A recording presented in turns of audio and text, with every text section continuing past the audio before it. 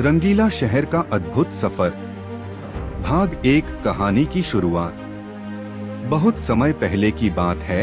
एक छोटे से गांव में एक लड़का रहता था जिसका नाम मनीष था। मनीष की उम्र केवल 10 साल थी, लेकिन वह बहुत ही समझदार और जिज्ञासु था।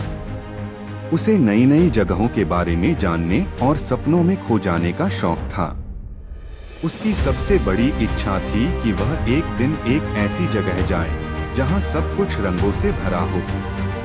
मनीष के गांव के पास ही एक घना जंगल था। उस जंगल के बारे में गांव वालों ने बहुत सी कहानियां सुनाई थीं। वे कहते थे कि जंगल के बीचों बीच एक जादुई दरवाजा है जो एक अद्भुत रंगीले शहर में ले जाता है। पर वह दरवाजा केवल उन लोगों के लिए खुलता था जिनका दिल साफ और निष्कपट होता है।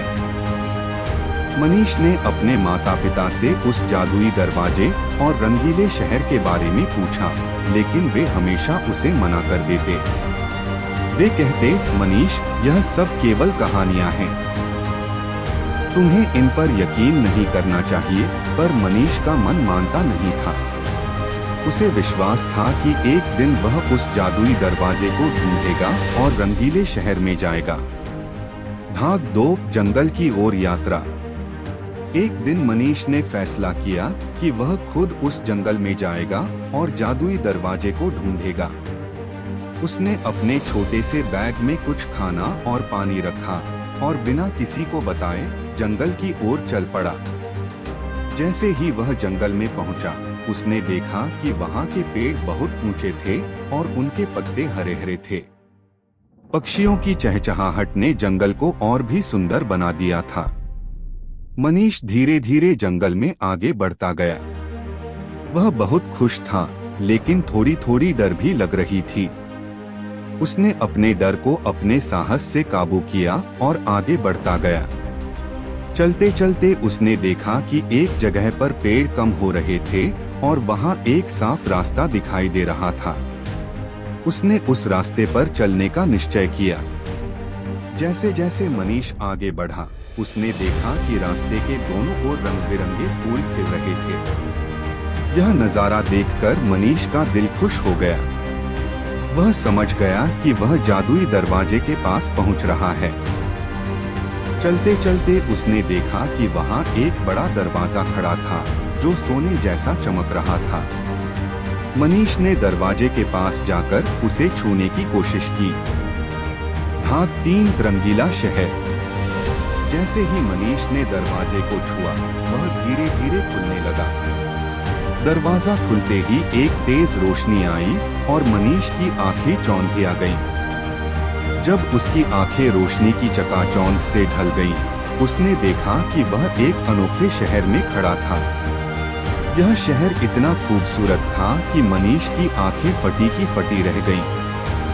शहर की सड़कें इंद्रधनुष जैसी रंग बिरंगी थीं। वहां के घर भी तरह तरह के रंगों में रंगे हुए थे।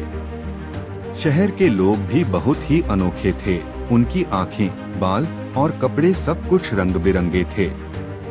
मनीष ने देखा कि शहर के लोग बहुत खुश थे। वे हंसते मुस्कुराते हुए काम कर रहे थे। मनीष के पास एक बच्चा आया और बोला, नमस्ते, मेरा नाम पिकू है। तुम यहाँ नए हो न? मनीष ने मुस्कुराते हुए कहा, हाँ, मैं यहाँ पहली बार आया हूँ। ये जगह तो बहुत ही सुंदर है। पिकू ने हंसते हुए कहा, ये रंगीला शहर है। यहाँ सब कुछ रंगों से भरा है। पिकू ने मनीष को शहर घुमाने का प्रस्ताव दिया। मनीष खुशी खुशी तैयार हो गया। दोनों ने शहर का दौरा किया। मनीष ने देखा कि यहाँ के लोग बहुत मिलनसार और दयालु थे। यहाँ के बाजार भी बहुत अनोखे थे। हर दुकान पर तरह तरह के रंग बिरंगे सामान बिकते थे। भाग 4। रंगों की जादुई कहानी। पिकू ने मनीष को एक अनोखी जगह दिखाई जहां लोग रंगों के साथ खेलते थे। वहां पर एक बुजुर्ग आदमी बैठा था जो रंगों के जादूगर के नाम से जाना जाता था। पिकू ने मनीष को बताया, यह हमारे रंगों के जादूगर हैं। इन्होंने ही इस शहर को रंगों से भर दिया है। मनीष ने जादूगर से पूछा, आपने यह कैसे किया? जादूगर मुस्कुराते हुए बोले, हर रंग की अपनी एक कहानी होती है। इन कहानियों को जानकर ही मैं इन रंगों को यहाँ लाया हूँ। क्या तुम कुछ कहानियाँ सुनना चाहोगे? मनीष ने खुशी खुशी सिर हिलाया। जादूगर ने मनीष को पहली कहानी सुनाई, लाल रंग की कहानी। यह रंग साहस और प्रेम का प्रतीक है। एक बार एक वीर योद्धा ने अपनी धरती की रक्षा के लिए अपनी जान दी। उसकी वीरता के कारण लाल रंग हमारे जीवन में आया। इसके बाद जादूगर ने हरे रंग की कहानी सुनाई। हरा रंग प्रकृति और शांति का प्रतीक है।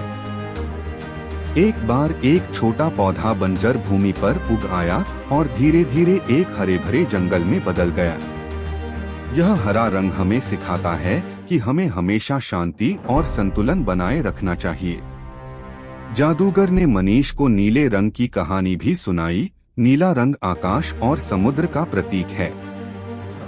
एक बार एक छोटा सा बादल समुद्र से मिला और दोनों ने मिलकर पूरी धरती को पानी से भर दिया।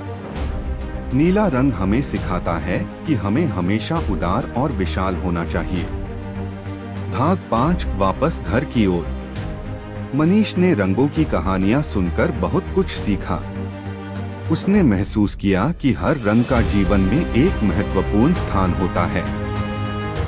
वह रंगीला शहर छोड़ने से पहले जादूगर से मिला और उसे धन्यवाद कहा। जादूगर ने मनीष को एक छोटा सा रंगीन पत्थर दिया और कहा, यह पत्थर तुम्हें हमेशा इस शहर की याद दिलाएगा। इसे अपने साथ ले जाओ और जब भी तुम्हें किसी रंग की जरूरत हो इसे देख लेना। मनीष ने पत्थर को अपने बैग में रखा और शहर को अलविदा कह दिया। उसने वही जादुई दरवाजा ढूंढा जिससे वह आया था और जंगल की ओर लौट पड़ा। जब वह अपने गांव पहुंचा तो उसने अपने माता पिता को सब कुछ बताया। माता पिता ने उसकी बातें सुनी और उसे गर्व से गले लगाया। मनीष ने गांव के बच्चों को रंगीले शहर की कहानियां सुनाई। बच्चे बड़े ध्यान से उसकी कहानियां सुनते और उससे रंगों के बारे में सवाल पूछते। मनीष ने उन्हें सिखाया कि हर रंग का जीवन में एक महत्व होता है और हमें इसे समझना चाहिए। भाग 6, मनीष की नई शुरुआत। मनीष की इस अद्भुत यात्रा ने उसे एक नए दृष्टिकोण से जीवन को देखने की सीख दी। अब वह अपने गांव में रंगों की कहानियां सुनाता था और बच्चों के साथ मिलकर रंगों के साथ खेलता था। उसने गांव के स्कूल में भी रंगों की कहानियों का एक खास कोर्स शुरू किया, जिससे बच्चों को रंगों के महत्व के बारे में सिखाया जा सके। मनीष ने धीरे धीरे गांव के हर कोने में रंगों का इस्तेमाल किया। उसने घरों को रंग बिरंगे फूलों से सजाया और गांव के चौक में एक बड़ा इंद्रधनुषी फव्वारा बनवाया। गांव के लोग मनीष की इस नई शुरुआत से बहुत खुश थे। कुछ वर्षों बाद मनीष का गांव पूरे राज्य में रंगों के गांव के नाम से प्रसिद्ध हो गया। दूर दूर से लोग इस गांव को देखने आते थे। मनीष की मेहनत और उसकी रंगीली कहानियों ने गांव को एक नई पहचान दी और इस तरह मनीष की रंगों की यात्रा ने न केवल उसके जीवन को बदल दिया बल्कि पूरे गांव को रंगों से भर दिया। उसकी यह कहानी एक मिसाल बन गई कि अगर मन में सच्ची इच्छा हो और दिल साफ हो तो कोई भी सपना साकार हो सकता है।